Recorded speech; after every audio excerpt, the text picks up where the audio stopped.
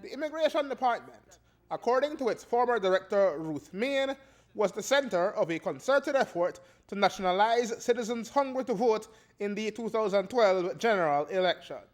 It is a common and regular occurrence, except that the ruling United Democratic Party has been accused of using that process to tip the scales in what turned out to be a very close election.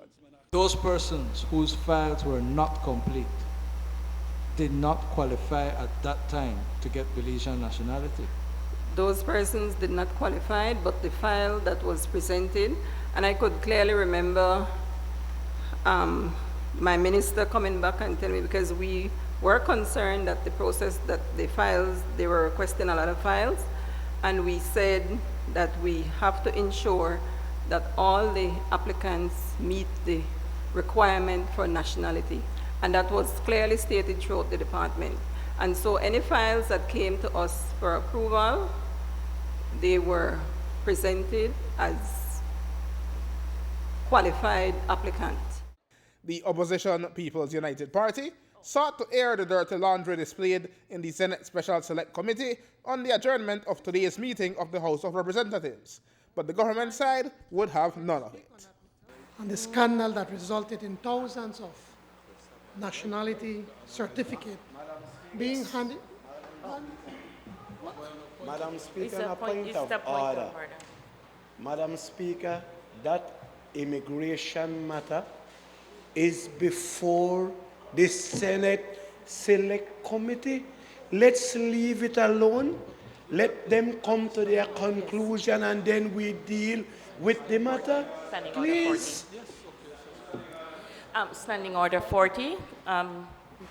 Honorable Leader of the Opposition, can you kindly, we need to wait until those proceedings are completed before we deal with that matter.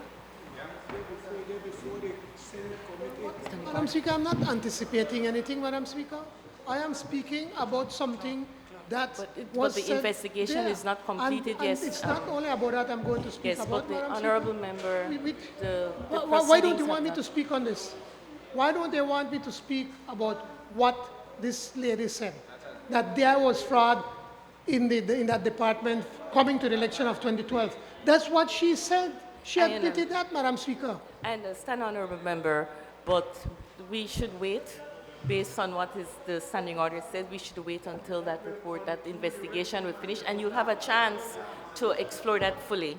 According to Prime Minister Dean Barrow, the House's members are among those barred from publication of the proceedings or evidence taken before a Senate Select Committee, despite the express order that the inquiry itself is being held in public.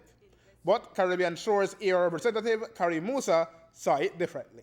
Section 80 speaks to a publication by any member of that select committee. None of us in here are members of that select committee, so that does not count as a publication in accordance with Section 80.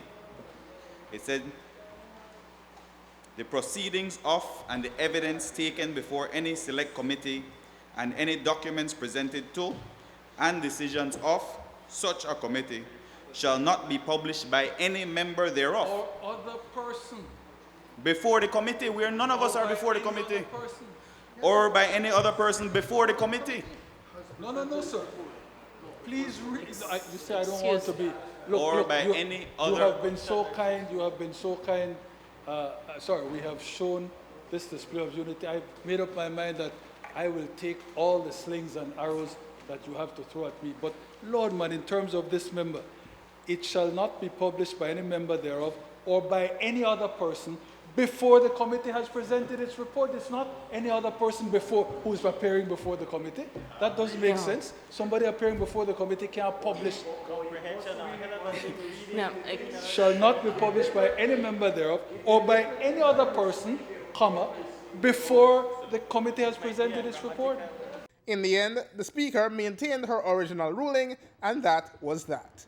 Facing the press after the meeting concluded, the Prime Minister stuck to his guns, but was willing to make one important observation. While I'm concerned about the whole issue, I'm particularly concerned about ministers, and quite frankly, let's leave Mr. Penner aside. I don't know that I have heard anything that would suggest to me that any minister has been guilty of any kind of actionable corruption. There are some terrible appearances from what I have seen. You might want to question people's judgment. You might even want to draw some conclusions that some of us might say are ineluctable, but that's not the same as evidence that is convincing that ministers engaged in wrongdoing. If such evidence later on is forthcoming, then I will know how to act. From the National Assembly in Belmopan, Aaron Humes reporting for News 5.